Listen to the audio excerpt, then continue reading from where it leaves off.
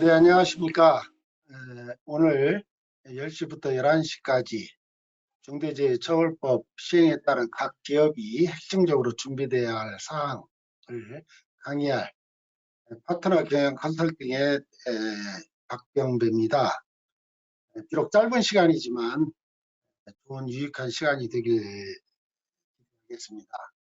요즘 우리 한국에서 가장 이슈가 되는 중대재해처벌법 강의 시간에는 시간상 줄여서 중처법으로 제가 표현을 하겠습니다.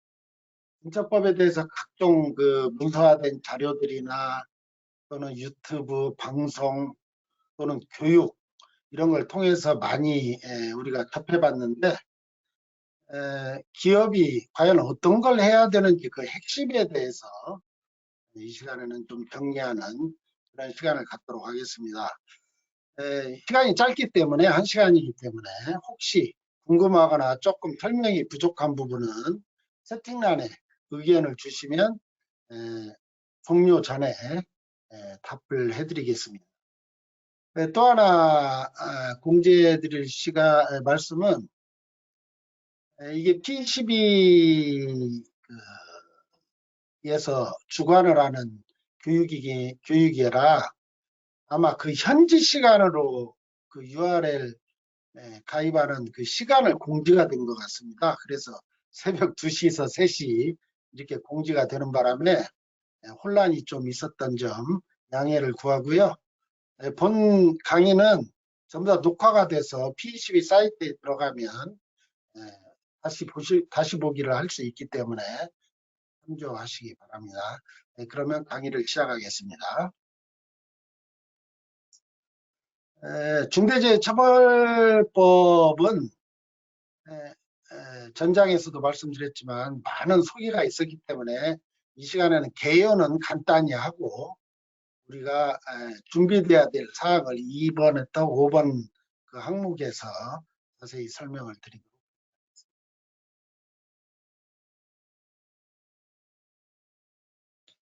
하겠습니다. 중대재해중처법은 안전보건 확보 의무를 위반하여 중대사고를 발생케 한 경영 책임자 그리고 법인을 처벌하는 제도입니다. 그래서 이 제도는 양벌 제도라고도 불리고 있고요. 이 법은 22년 1월 27일 날 관련 시행령이 공포가 됐고요. 단지 준비하는 시간을 좀 배려해서 금년 1월 27일부터 5인 이상 사업장에 전면적으로 확대 적용하게 그렇게 되어 있습니다.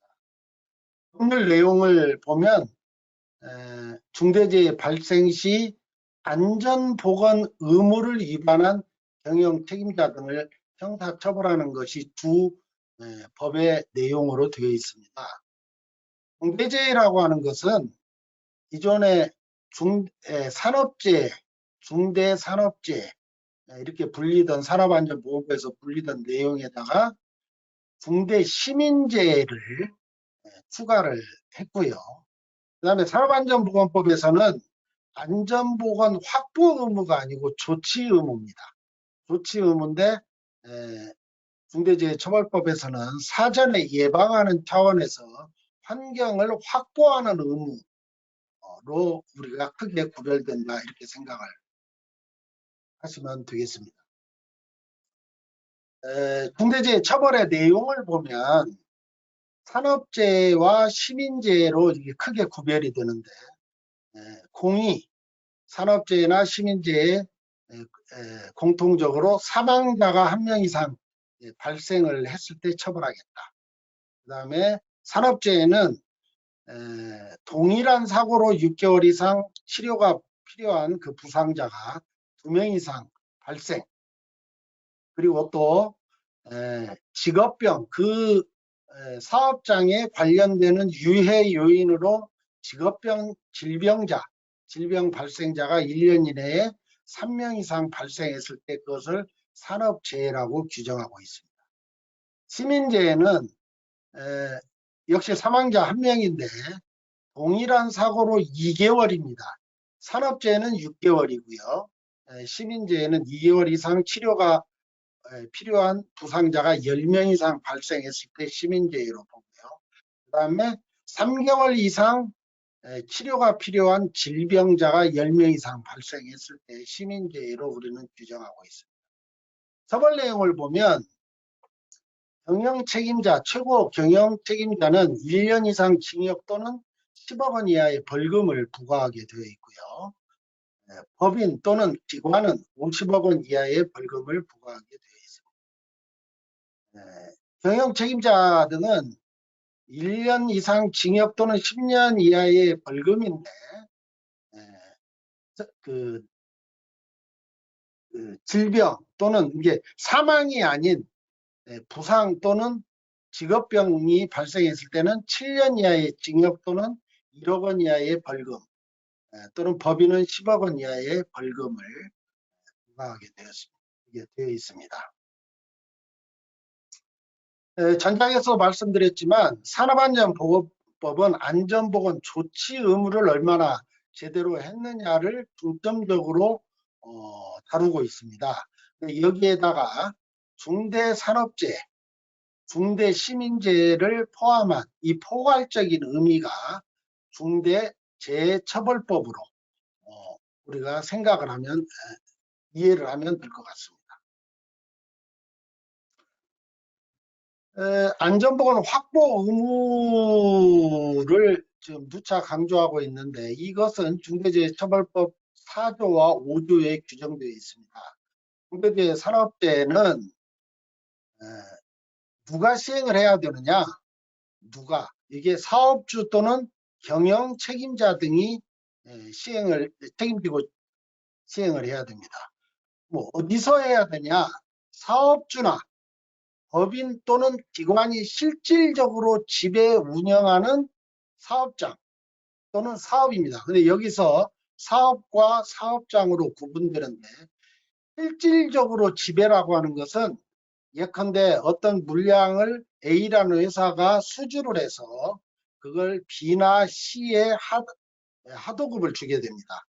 물량이 많을 경우에. 근데 실질적으로 거기에 작업 T&D 그러니까 납품이랄지 품질이랄지 이런 내용들을 실질적으로 지배하게 됩니다. A사가. 이 사업장에도 적용이 된다는 이야기입니다. 그 다음에 무엇을 해야 되느냐? 종사자의 생명 또는 신체 안전, 보건상의 유해 또는 위험을 방지할 의무인데 이게 바로 안전보건 확보 의무가 되겠습니다.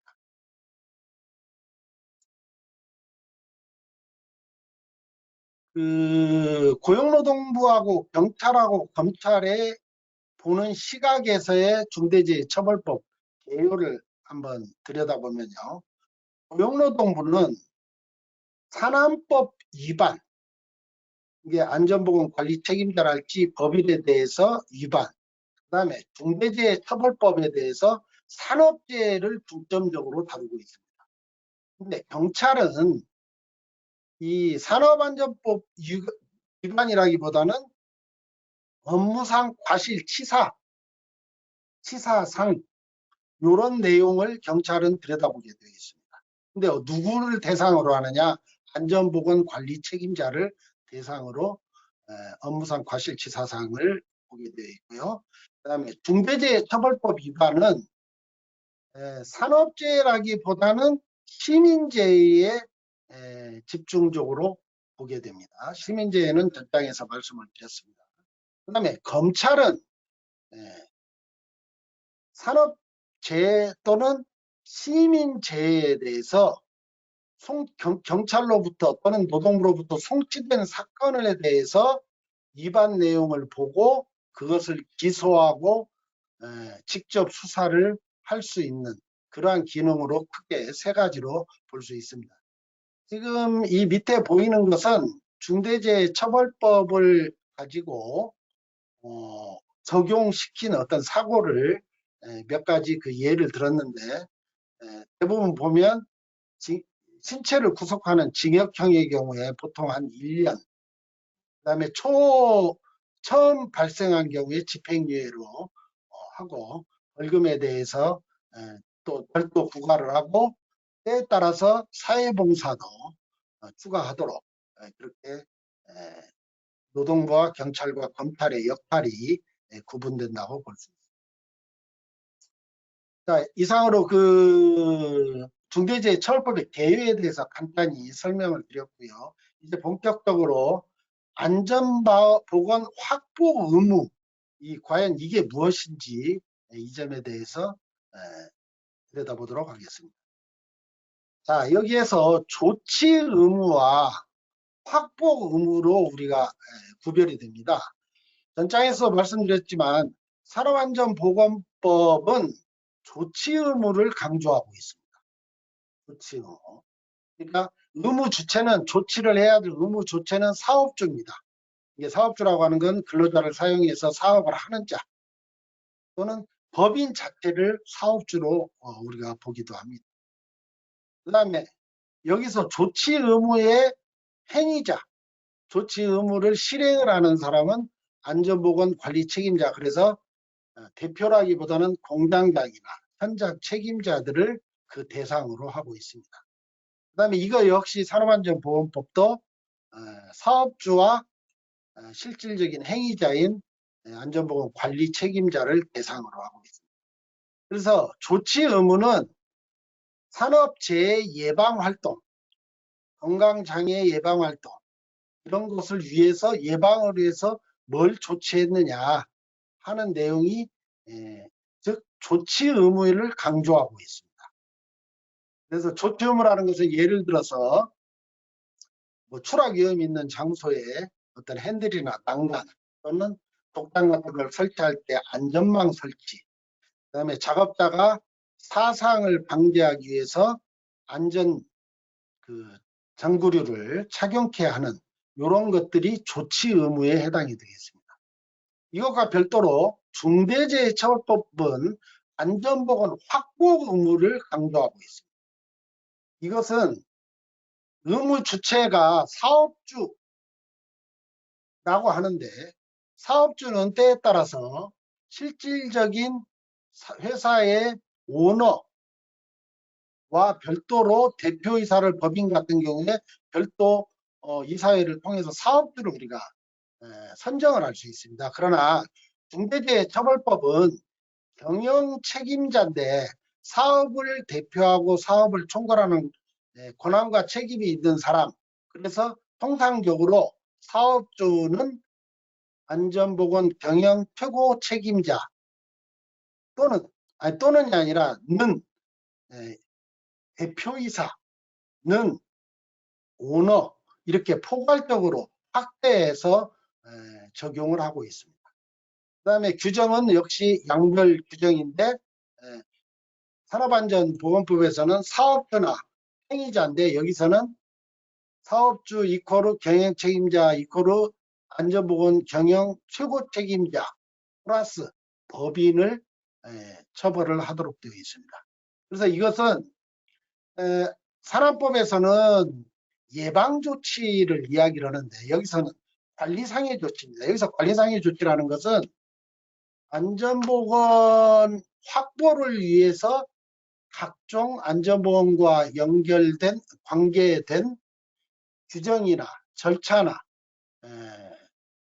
기준이나 이런 것들을 어떤 절차를 확보하고 그 확보대로 모니터링하고 조치 실행하는 것을 관리상의 조치라고 우리가 이렇게 봅니다. 그래서 안전보건 확보 의무 및 안전보건 그 관리체계 확보를 위해서는 이런 예방활동 플러스 그것을 실행할 수 있는 각종 기준 이런 것들을 마련하고 그 다음에 그 기준대로 실행하는 것을 모니터링하고 조치하는 그런 이행 방안을 우리가 준비해야 된다. 이렇게 이해를 하시면 되겠습니다. 조금 중복되는 이야기인데요. 기존 산업안전보건법 체계는 구체적인 안전보건 조치를 얼마나 이행했느냐에 중점을 두고 있습니다. 그것은 사업주의 어떤 의무나 안전보건 현장의 관리 책임자의 어떤 이행 정도를 우리가 중점적으로 보고요. 근데 이제 처벌법상 체계는 이행 확보를 위한 관리상의 조치를, 이 관리상의 조치라는 건 앞 페이지에서도 말씀드렸지만 각종 안전, 보건, 환경을 확보하기 위한 각종 기준이나 절차나 또는 진단이나 또는 평가나 이런 걸 하기 위한 시스템을 구축하는 거, 이렇게 이해를 하시면 되고요. 그 다음에 관련 산업안전보건법에 더해서 중대재해처벌법 관련된 이런 안전보건에 관련된 법령을 가지고 그걸 기준해서 구체적인 안전보건 환경을 확보 의무를 실행하도록 그렇게 되어 있습니다. 구체적인 안전보건 그 조치가 산안법이라고 하면 이제 이 산안법이 경영 책임자에 대해서는 크게 책임을 묻지 않는 부분이 부족하다. 이게 중대재해처벌법을 제정하게 된 가장 직접적인 동기라고 이렇게 볼 수 있습니다.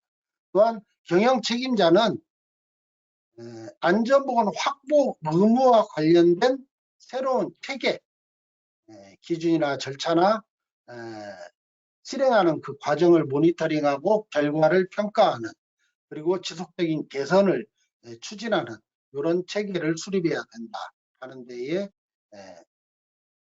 차이가 있다고 이렇게 설명을 드릴 수 있습니다. 구체적으로 그러면 확보 의무라고 우리가 이야기를 하는데 확보 의무의 중요한 사항은 어떤 거냐, 이게 이제 1번에서 2페이지와 다음 페이지에 4번까지 이렇게 나오는데, 여기 보면 이 굵은 글씨로 한 것만 간단히 보겠습니다. 안전보건 목표와 경영 방침, 전담 조직 구성, 유해 위험 요인을 확인 개선하는, 이게 아주 중요한데요. 업무 처리 절차를 마련하고 이것을 단기 1회 이상 점검. 우리가 위험성 평가 같은 것은 기업이 창업이 되면 1년 이내에 최초로 위험성 평가를 하게 되어 있죠. 이런 것이 바로 점검하는 겁니다. 그 다음에 예산 편성 및 집행, 그 다음에 조직의 권한 예산 부여, 그 다음에 여기서 업무 수행 출실성 평가 마련이라고 하는데, 이것은 그 조직에 있어서 안전보건 경영 최고 책임자, 안전보건 담당자, 현장 책임자, 보건 책임자, 이런 사람들을 얼마나 이분들이 그 업무 수행을 매뉴얼과 각종 실행 도구인 기준서나 절차서에 대해 기준에서 얼마나 충실하게 수행을 했느냐라는 평가 기준. 그 다음에 전문 인력 배치. 이건 이제 일정 인원 이하의 경우에는 아니다 그러는데, 우리는 산업안전보건법을 우리가 충실히 진행을 하려고 하면 외부기관의 전문 인력을 배치하는 것도 방법이 되지만 내부 인력을 육성 배치하는 것도 우리가 생각해 볼 이야기입니다. 그 다음에 이 1.7항이 아주 중요한 내용입니다. 종사자 의견 청취 절차를 마련한다. 이게 뭔 거니? 우리가 지금 국제표준으로 되어 있는 ISO 45001이 안전보건 경영 시스템인데요. 여기에 5.3항 요구사항 5.4를 보면 근로자와의 협의 및 참여를 강조하고 있습니다. 그 요구를 하고 있습니다. 이 이야기는 뭔 거니? 사고가 나면 사고 당사자가 대부분 근로자이기 때문에 근로자가 자기가 작업을 하는 현장에서의 위험성, 이런 부분에 가장 민감하기 때문에 그런 근로자의 의견 청취를 하는 절차를 마련하라는 내용입니다. 그 다음에 매뉴얼을 마련하라는 겁니다. 여기서 매뉴얼이라고 하는 의미는 안전보건과 관련해서 해야 될 요구사항을 정리해 놓은 자료를 우리가 매뉴얼이라고 일반적으로 이야기를 하고 있습니다. 이런 내용을 우리가 예컨대 우리가 이 저녁 은행에 일과 시간 이후에도 또는 휴일에도 365 코너, 은행 365 코너에 가면 남녀노소, 장애인, 외국인 관계없이 똑같은 절차에 의해서 돈을 보내거나 찾거나 하는 행위를 할 수 있습니다. 이런 것들에 대해서 각종 실행하는 기준과 절차를 마련하기 위한 요구사항을 정리해 놓은 게 바로 매뉴얼입니다. 그래서 이런 것도 이 매뉴얼들이 현실적으로 또는 우리 회사에 맞는지 반기 1회 이상 점검을 하고 개선을 하고 조치하는 것을 점검을 하는 거예요. 그 다음에 이게 이제 산안법과 별도로 중대재해처벌법에 해당이 되는 건데요. 보급을 주거나 용역을 주거나 또는 위탁을 할 때도 그 모기업이 최초로 물량을 확보해가지고 하도급을 주는 모기업이 그런 협력업체에 대해서 안전보건 확보를 위한 기준과 절차를 마련하고 패트롤을 하고 그다음에 반기 이상 이행을 점검하고 교육을 하라. 이런 내용들이 첫 번째 가장 중요한 내용이 되겠고요. 그 다음에 두 번째는 재발 방지를 위한 대책 수립 및 그 이행에 대한 조치를 해야 됩니다. 이게 뭔거니 사고가 발생을 했을 때 사고 보고서를 우리가 제출을 하고 대책을 수립하게 됩니다. 그리고 그 대책대로 조치를 하게 되고 그것을 공유하게 됩니다. 전 근로자들이. 이러한 내용, 이건 뒷장에서도 말씀을 드리기 때문에 이 정도 말씀드립니다. 그 다음에 중앙행정기관이나 지자체가 개선, 시정 등을 명한 사항에 대해서 조치를 취해야 됩니다. 예컨대 공장 내에 아세틸렌이나 산소 이런 탱크, 이 이동용 탱크 같은 것은 그 유효기간이 있습니다. 그리고 안전 보유기간이 있습니다. 이것은 그 검사를 받아야 되는데 안 받았을 때 시정 조치를 받게 되죠. 이것을 여기에 대해서 이행을 해야 됩니다. 이런 내용이 이행을 안 했을 때 중대재해처벌법에도 적용이 된다. 그 다음에 관련 법령이라는 건 산안법이랄지 중대재해처벌법을 우리가 이야기하게 되겠죠. 그 다음에 여기에 환경법도 해당이 좀 되겠고요. 의무 이행에 따른 관리상의 조치라는 말이 계속 나오는데 이것은 예방적인 차원에서 어떻게 해야 될지 매뉴얼을 만들고 매뉴얼을 실행을 어떤 방식으로 해야 될지 하는 기준서와 기준과 절차와 규정을 준비하는 거, 이게 관리상의 조치입니다. 요 하단 부분은 시작하도록 하겠습니다.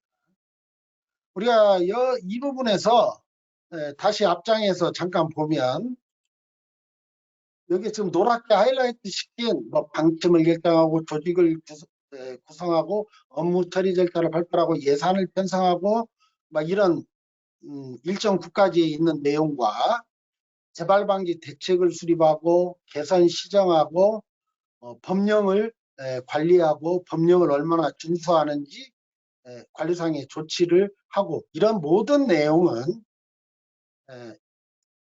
많은 것 같지만 이게 전부 다 우리가 ISO 45001의 매뉴얼에 보면은 이런 내용들이 요구사항으로 이미 다 들어 있었습니다.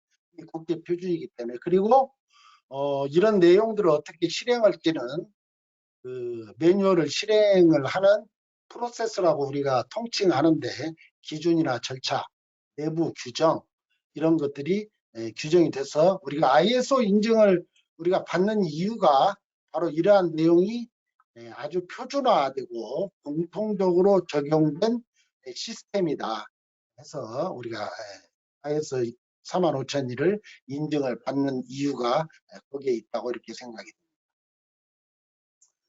자, 그러면 이행 방안에 대해서 현업에서 각 회사에서 각 공장에서 각 작업장에서 뭘 이행을 해야 되는지 이런 내용을 이야기하겠습니다. 자, 말씀드리면 이행 방안은 크게 네 가지로 분류가 됩니다. 첫 번째, 그 유해 위험 요인을 확인하고 계산하는 절차. 앞장에서 누차 말씀드렸지만 이게 안전보건 매뉴얼, 그런 매뉴얼을 실행하는 각종 기준이나 절차서 이걸 마련하라는 겁니다. 이게 ISO 45001의 경영 시스템에는 그게 그런 것들이 구축되어 있습니다. 자, 여기서 제일 중요한 것이 위험성 평가입니다. 우리가 만약에 그런 일이 있으면 안 되지만 어떤 상황이 벌어졌을 때 고용노동부나 산업안전공단이나 또는 경찰이나 검찰이 회사를 방문해 가지고 조사에 임하게 됩니다.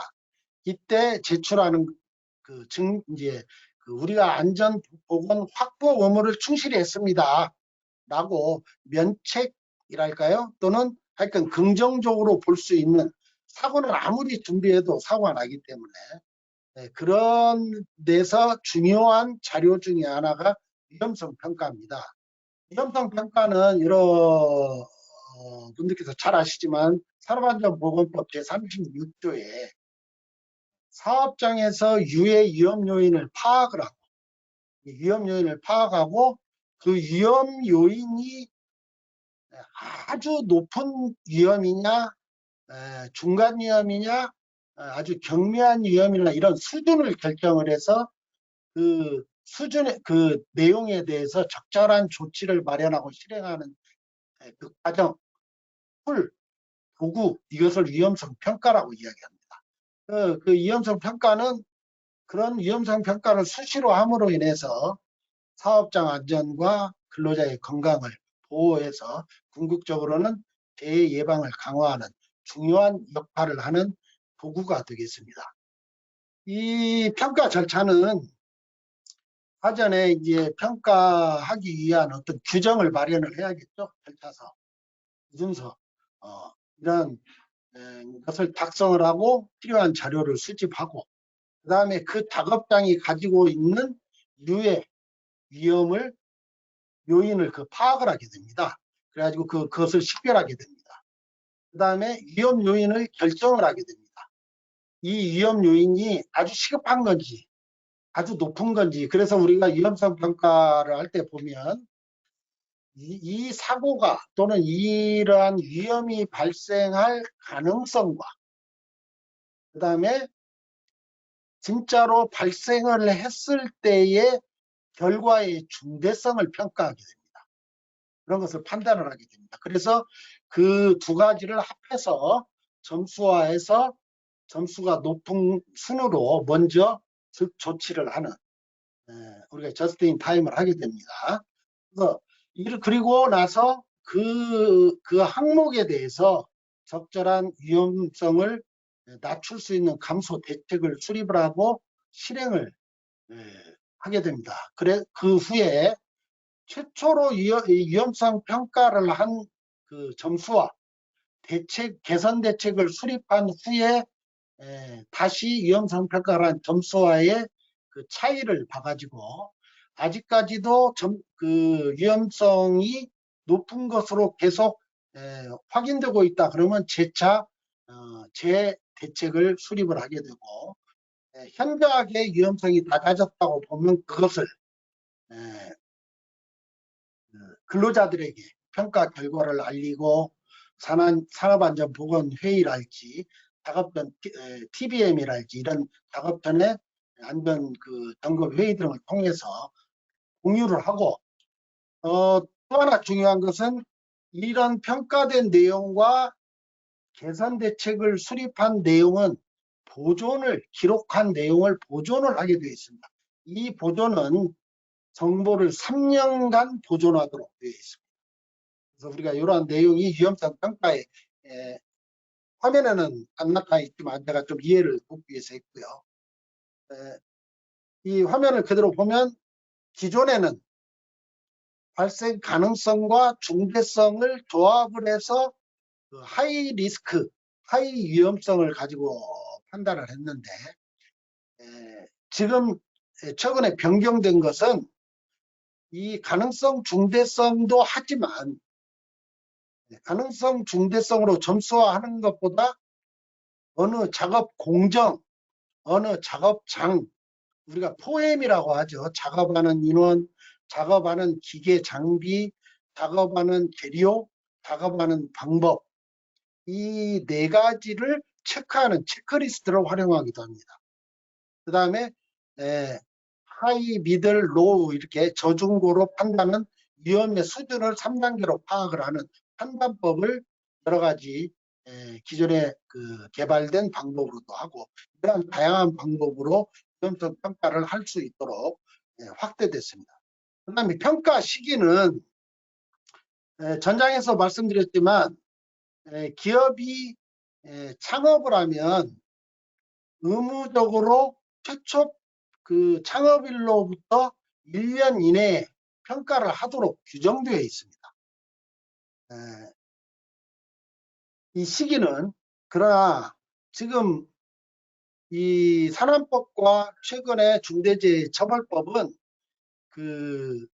1년 이내에 1회 이상이라고 하는 최초의 위험성 평가 외에도 매월, 매주 또는 매일 또는 특정 작업일 또는 분기, 반기, 연, 이거에 구분 없이 수시로 평가하는 것도 위험성 평가의 실적으로 또는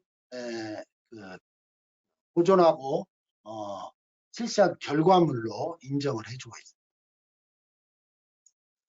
그 다음에 전장에서도 말씀드렸지만 안전보건 국제표준 ISO 45001에도 그렇지만 중대재해처벌법에도 이 절차서를 마련하고 실행을 할 때 필히 근로자의 참여를 확대시키고 협의하고 참여할 기회를 주라고 명시하고 있습니다.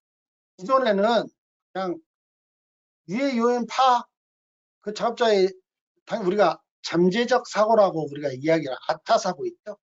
이런 것들을 파악해라 해가지고 대안을 하도록 하고, 이런 요인을 파악하는 절차에만 참여하고 있었는데, 이번에는 전 과정의 근로자를 참여시키라. 영원히 사고를 하면 피해 당사자가 근로자이기 때문에 그렇습니다. 그래서 우리가 이 근로자가 참여하는 유형을 이렇게 보면 의사소통, 우리가 TBM 또는 산업안전보건위원회, 노사위원회, 노사협의회, 이런 게 바로 의사소통이에요. 요즘에는 저희들이 이 기업 현업에 지도를 나가보면 카톡이라는 거에서 단체방을 해서 팀장이나 또는 사무실이나 또는 안전 책임자가 전 근로자들에게 수시로 공유하는 거, 이게 바로 의사소통입니다. 그 다음에 결정, 근로자 참여의 또 하나의 항목은 결정입니다. 이건 뭐니?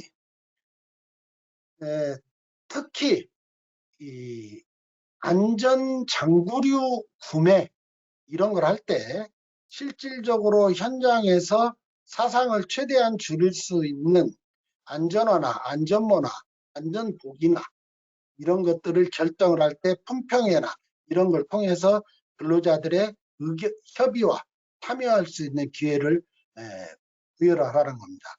그 다음에 또 하나는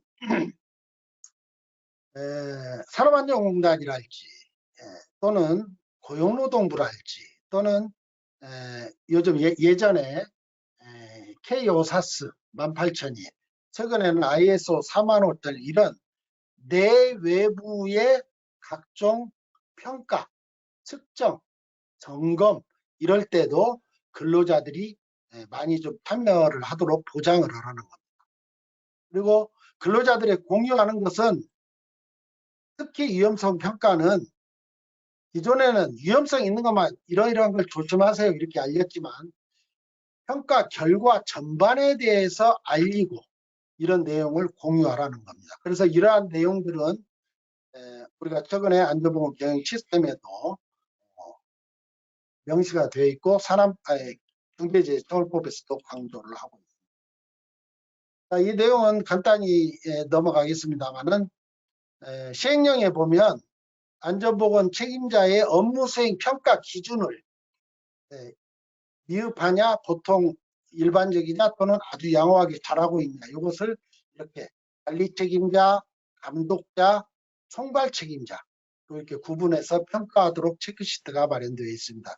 이것은 시행령에도 준비가 별첨 양식에 있기 때문에 참고하시기 바랍니다.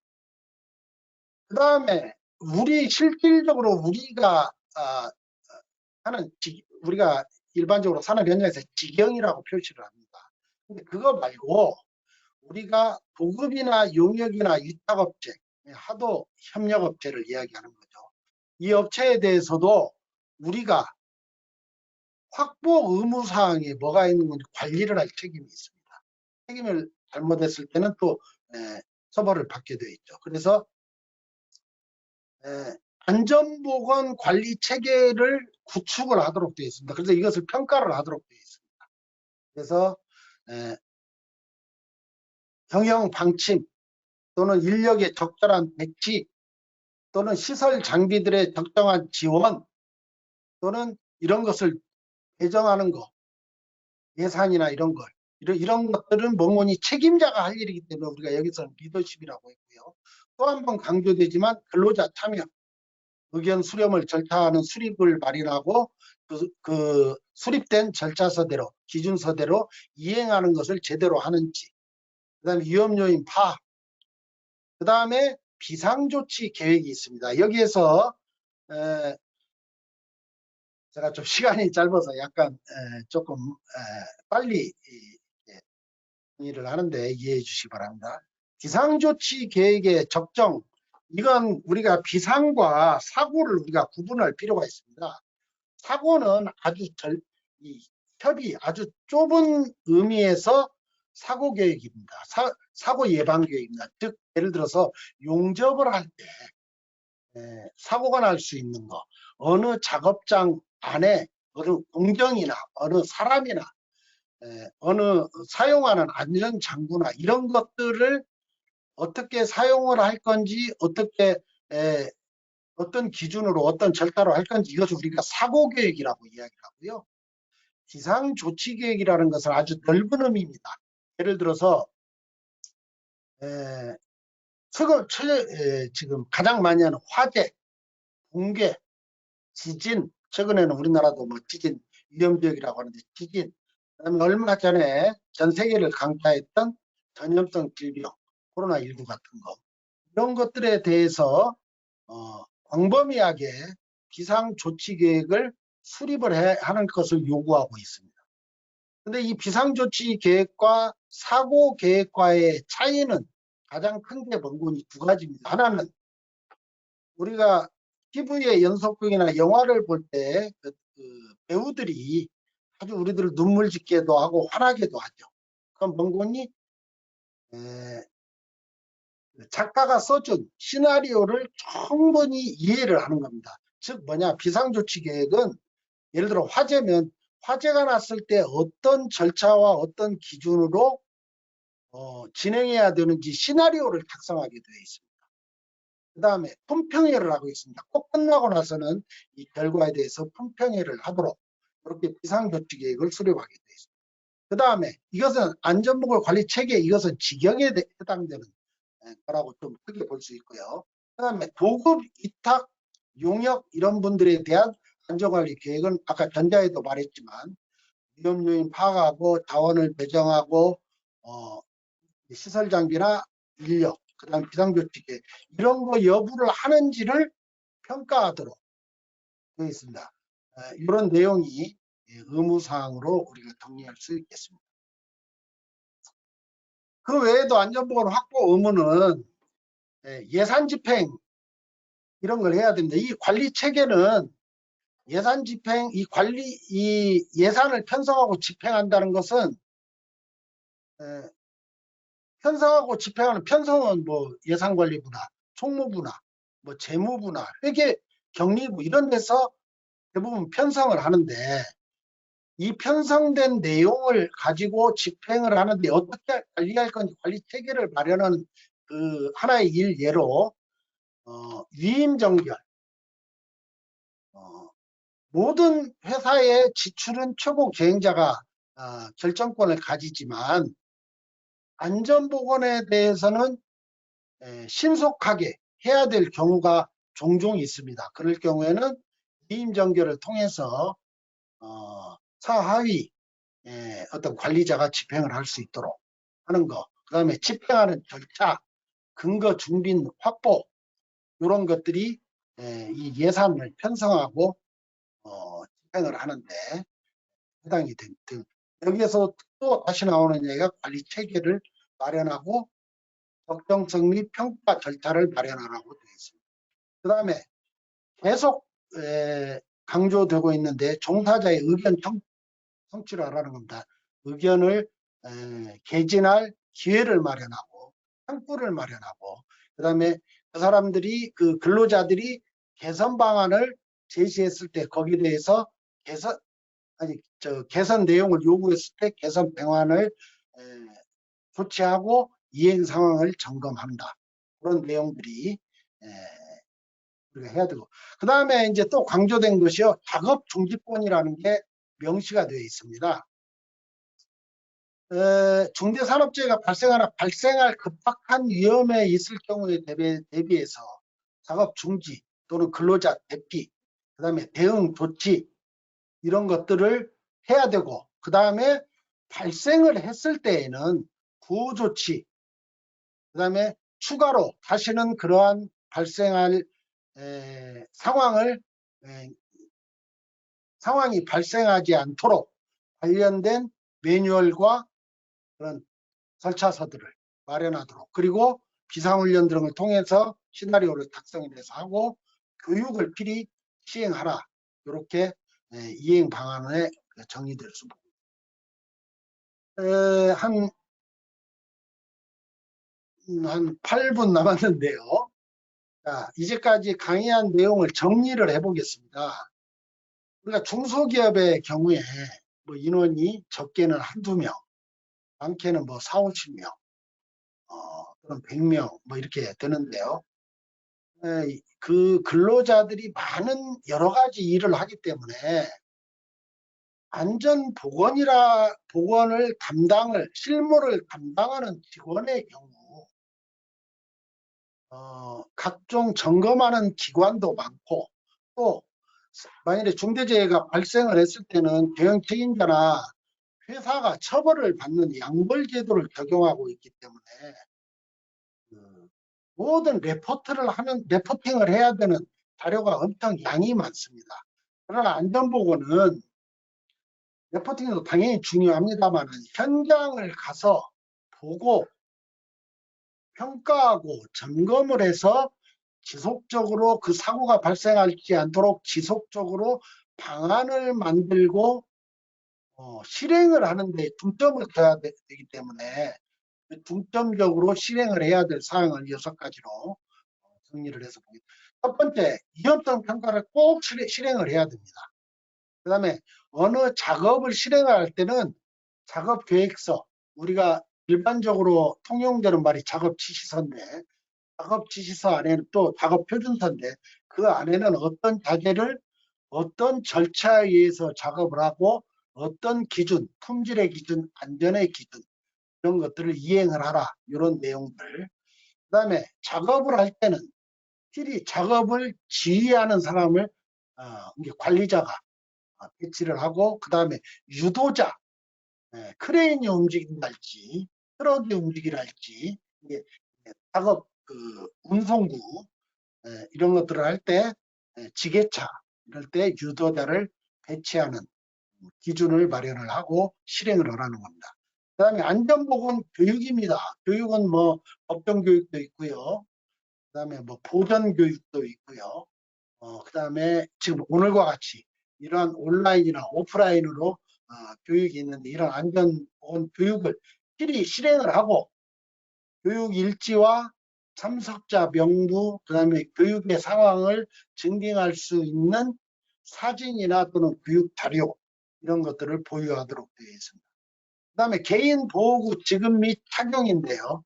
이 개인보호구도 아까도 이야기했지만 전 페이지에서도 이야기했지만 개인보호구 지급 기준을 마련하고 그 다음에 기준대로 지급한 증빙을 마련하고 TBM이나 작업 수입 전에 착용 여부를 체크하고 이러한 내용을 핵심적으로 실행을 해야 됩니다. 그 다음에 유해이염기구, 기계, 기구, 그 다음에 설비 이런 것들을 사전에 안전점검을 필히 실시를 하는 그런 안전점검 예방조치, 보전조치, 점검일지 등을 확보를 해야 됩니다. 이러한 내용들을 이 6가지를 실행을 하는 거고요. 이 앞페이지까지 쭉 말씀드린 대로 이런 걸 실행하기 위해서 각종 기준을 마련하고 절차를 마련하고 그 다음에 이 기준과 절차를 실행을 어떤 표준에 의해서 또는 어떤 요구에 의해서 하는지 매뉴얼을 마련하는 것이 중요한 사항입니다. 네, 마지막 페이지가 이제 됐는데요.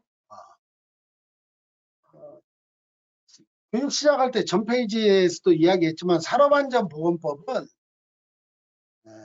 안전보건 책임자, 실질적으로 현장 책임자, 공장장이나 현장 책임자를 대상으로 했었다면 중대재해처벌법을 확대해서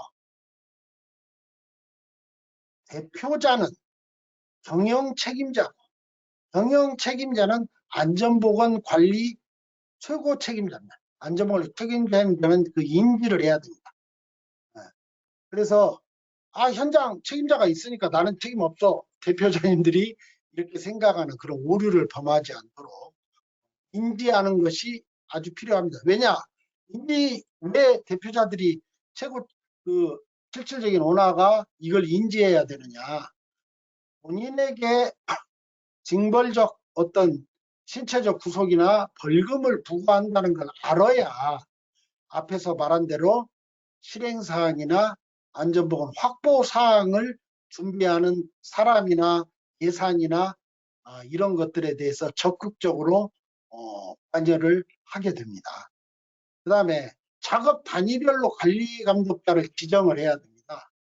예를 들어서 공장장이라고 해서 그 공장을 전체를 포괄적으로 책임자, 이것보다는 감독자, 그래서 물성에 따라 물량의 종류에 따라서 또는 어느 공정에 따라서 지정하는 것을 우리가 신속하게 준비를 해야 됩니다. 그 다음에 기초 형식을 갖춰야 됩니다. 즉, 이 앞페이지에서 누차 강조했지만 안전보건에 대한 매뉴얼을 준비하고 그 매뉴얼은 요구사항을 정리한 기준이 매뉴얼입니다.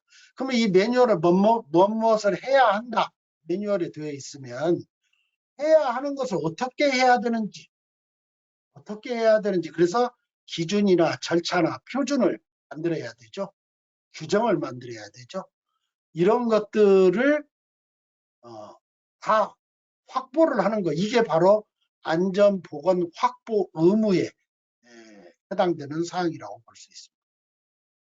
그 다음에 우리 회사, 우리 작업장에서 발생한 사례를 정리를 하고 또는 타 작업장에서 발생한 그 내용들을 수집을 해서 정리해가지고 그 내용에 대해서 대책을 수립을 하는 것, 그리고 그대로 실행하는 것, 이런 재발 방지 대책을 꼭 확보해야 됩니다.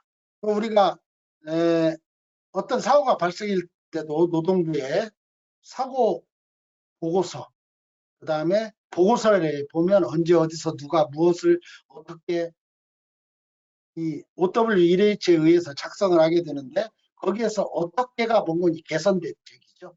그 다음에 그 기대되는 효과, 이런 개선 대책을 실행을 했으면 어떤 대책이 어떤 효과가 있을 것 같다 하는 재발 방지 대책을 마련해야 됩니다.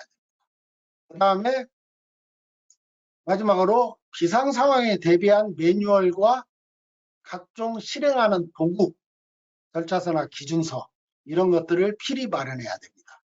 이 5가지는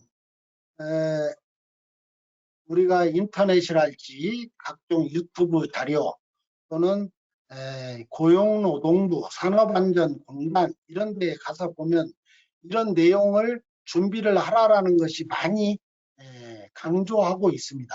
근데 현업에서는 적은 인원의 안전보건을 담당하는 직원이 과부하가 걸려서 업무에 이런 걸 준비를 못할 수도 있고, 또 하나는 준비를 했는데 전혀 내용과 동떨어진 내용으로 준비할 수도 있습니다. 이런 것은 우리가 그 국제 표준인 ISO 45001의 매뉴얼이나 프로세스를 보면 전체적으로 통합적으로 잘 정리가 되어 있으니까 이런 것들을 참고하시기 바랍니다. 이상으로 그 강의는 마쳤고요.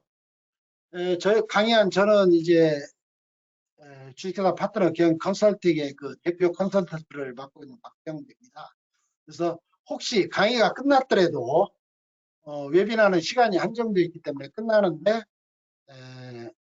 질의사항이나 또는 협의해야 할 사항이나 이런 게 있으면 제 연락처나 이메일로 연락을 주시면 성심성의껏 전달을 해드릴 거고요.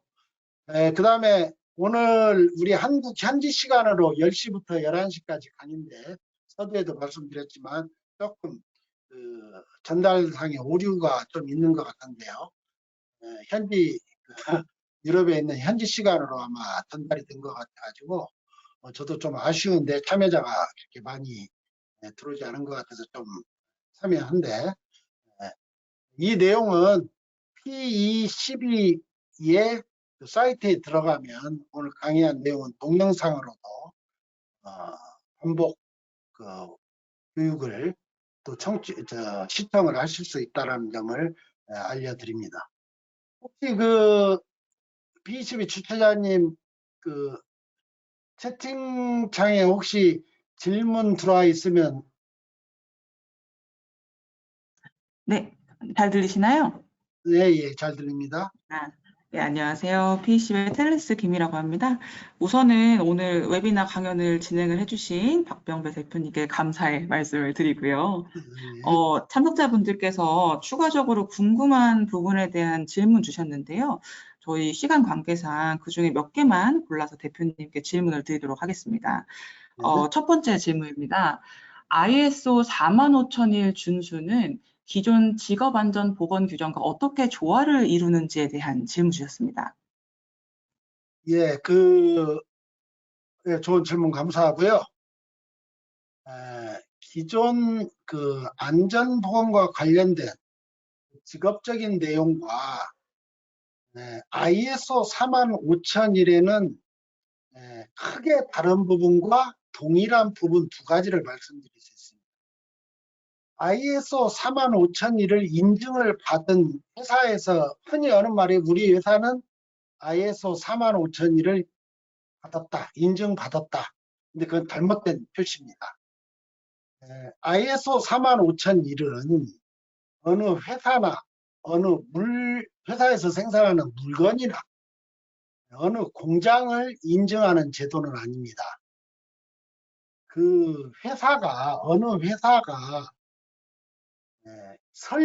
어떤 물량을 설계하고 기획하고 제조, 생산하고 납품을 해서 유통하고 하는 모든 일련의 그 전 과정을 안전보건 국제표준에 의해서 수행하고 있다라는 것을 인정을 해서 대외적으로 45,000을 이야기를 하면 A라는 회사가 45,000 안전보건을 구축하고 실행하고 점검하고 효과성을 기대하는 경영 시스템을 구축을 하고 있는 아주 인증된 회사다. 우리가 예를 들어 전기안전 그러면 우리가 전기 제품을 살 때 CE 마크가 붙어 있는가 보죠. 그러면 전기안전법의 기준과 절차와 규정에 의해서 이건 적절하게 만들어진 물건이기 때문에 그 제품을 우리가 안심하고 사게 되죠. 역시 ISO 45001은 그런 안전보건 경영을 하는 경영 시스템을 국제표준에 의해서 구축하고 있는 회사가 만든 제품이다라는 신뢰성을 갖는 그런 차이가 있다고 그렇게 설명을 드리겠습니다. 적절한 답이 됐는지 모르겠는데. 네, 답변 감사드립니다, 대표님. 다음 질문입니다. 역시나 45,000일에 관련된 질문 주셨는데요. 직장 내 직원의 웰빙과 생산성을 향상시키는 보다 넓은 목표에 어떻게 기여하는지에 대해서 질문 주셨습니다. 직장 내에 뭐라고 하셨죠? 네, ISO 45,000일을 준수함으로써 직원의 웰빙과 생산성을 향상시키는 이제 넓은 목표에 어떻게 기여하는지에 대한 질문입니다. 네, 그 ISO 45001 안전보건 경영 시스템을 그 매뉴얼은 요구사항을 정리한 거고요. 그 요구사항을 어떻게 실행하는지 그 도구들을 정리해 놓은 게 기준 절차서들인데요. 거기에 보면 장비 운영 절차, 기상훈련 절차, 예를 들어서 구매 절차, 품질 운영 절차, 기준, 이런 각종 도구들이 쭉 한 30여 개의 도구들이 준비가 되어 있습니다. 이런 것들이 단순히 이건 경영 시스템이니까 어떤 인증 제도다라기보다는 그러한 실행하는 도구들이 30여 가지가 준비되어 있는 도구들을 그 기준과 그 절차대로 수행을 하면 생산성과 아주 바로 직결이 되겠죠. 근데 기준과 절차가 표준화되어 있기 때문에 사람이 바뀌거나 기계가 바뀌거나 작업 방법이 바뀌지 않는 한 서로 바뀌더라도 그 절차와 기준을 준수하면 그게 사고도 발생을 하고 기준을 하면 정해져 있기 때문에 아까 제가 365 그 자동 인출기 예를 들었습니다만은 그 기준대로 하면 생산성에도 품질 생산성에도 생산성에도 기여가 되기 때문에 직결된다고 이렇게 말씀을 드렸습니다. 네, 대표님 답변 감사드립니다. 시간 관계상 질의응답은 여기서 마무리를 하고요. 다시 대표님께 넘기도록 하겠습니다. 감사합니다. 예, 그 짧은 시간 했기 때문에 제가 또 긴장을 해서 또 이게 혹시 발언상에 다른 단어를 사용을 했는지 저도 좀 겁이 나네요. 근데 하여튼 월요일 일과가 시작되는 월요일 아침부터 강의에 참석해 주신 여러분들에게 감사의 말씀을 드리고 하여튼 현장은 항상 예방활동이 제일 중요합니다. 그래서 예방활동 충실히 하시고요. 이런 교육 기회를 부여해 주신 P22 측에 다시 한번 감사를 드리고 오늘 또 철저하게 안전 보건 관리를 해서 무게 작업장 구현하는데 우리 참여하신 모든 분들의 그 작업장에도 환경이 구축이 되고 여러분들의 건강에도 항상 건강이 유지되는 그런 시간이 되었으면 합니다. 이상으로 강의를 마치겠습니다. 감사합니다. 시청하신 분들은 나가셔도 되겠습니다.